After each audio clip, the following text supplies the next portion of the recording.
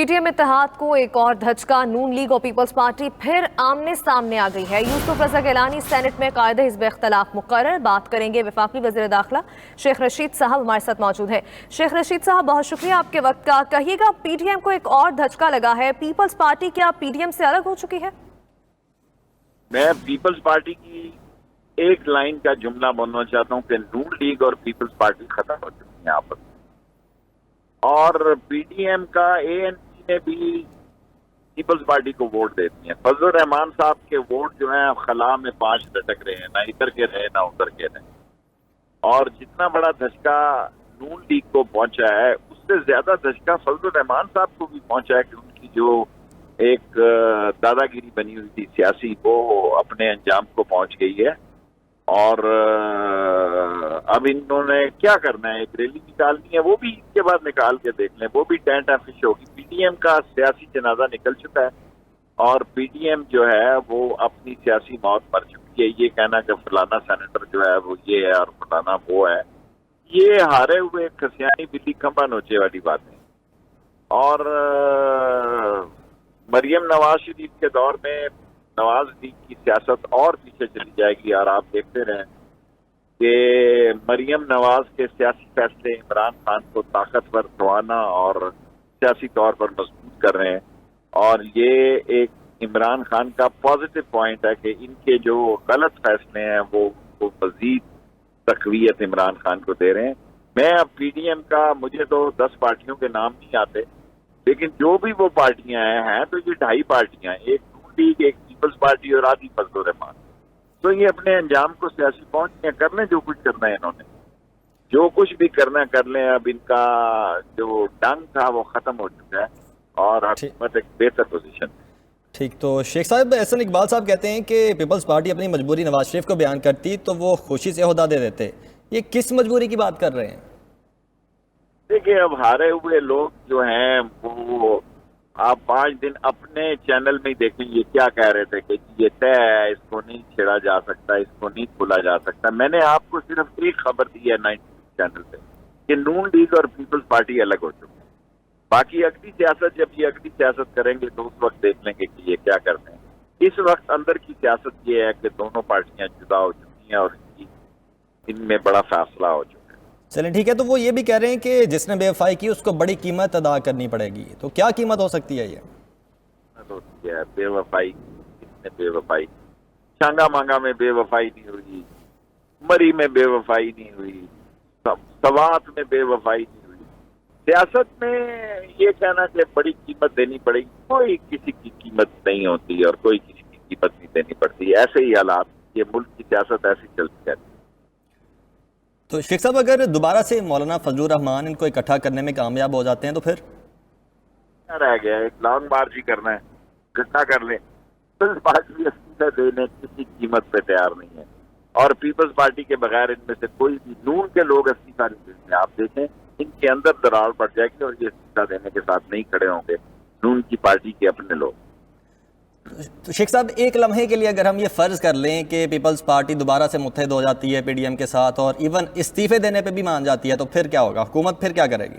फर्ज जो करें जिसका कोई वजूद ही नहीं है। ख्वाब देखने पर, मेरा मतलब है, ख्वाब देखने की इजाजत तो जरूर है, उसकी ताबीर अपने मतलब की नहीं निकालनी चाहिए ना। पीपल्स पार्टी दुनिया इधर की इधर हो सकती है, सूरज मशरक की बजाय मगरब से निकल सकता है। पीपल्स पार्टी इस्तीफा भी नहीं देगी और नून के साथ खड़ी भी नहीं होगी।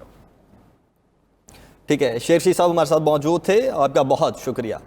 एडिटर फोरम राना अजीम साहब ने भी हमें ज्वाइन किया है। राना साहब, आज चेयरमैन सेनेट जो है वो मुकर्रर हो चुके हैं, यूसुफ रजा गिलानी। तो कैसे देखते हैं आप इस डेवलपमेंट को?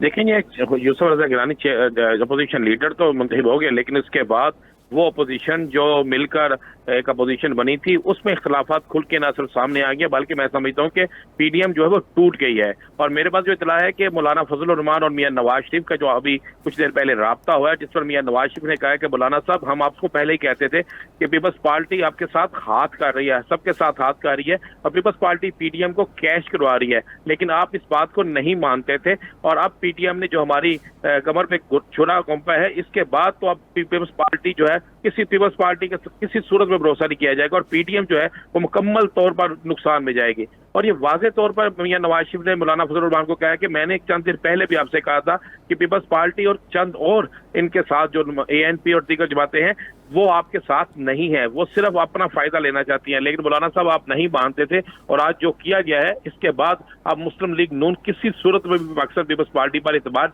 नहीं करेगी। ज़राए ने इस बात को भी इंकशाफ किया है कि मौलाना फजल रहमान ने मियां नवाज राना अजीम साहब आप हमारे साथ ही रहिए। यूसुफ रज़ा गिलानी सेनेट में कायदे हिज़्ब इख्तिलाफ मुकर्रर हो चुके हैं। मुस्लिम लीग नून की जानिब से खुलकर तहफ़्फ़ुज़ात का इजहार भी किया गया है। इस्तीफ़ा और लॉन्ग मार्च के बाद अब नून लीग और पीपल्स पार्टी में अपोजिशन लीडर के मामले पर भी दरारें पड़ चुकी हैं। आपको अपडेट कर रहे हैं, नून लीग और पीपल्स पार्टी एक बार फिर आमने सामने आ गए। पीटीएम इत्तेहाद को बड़ा धचका लगा है। यूसुफ रज़ा गिलानी सेनेट में कायदे हिज़्ब इख्तिलाफ मुकर्रर। मुस्लिम लीग नून की जानिब से खुलकर तहफ़्फ़ुज़ात का इजहार किया जा रहा है।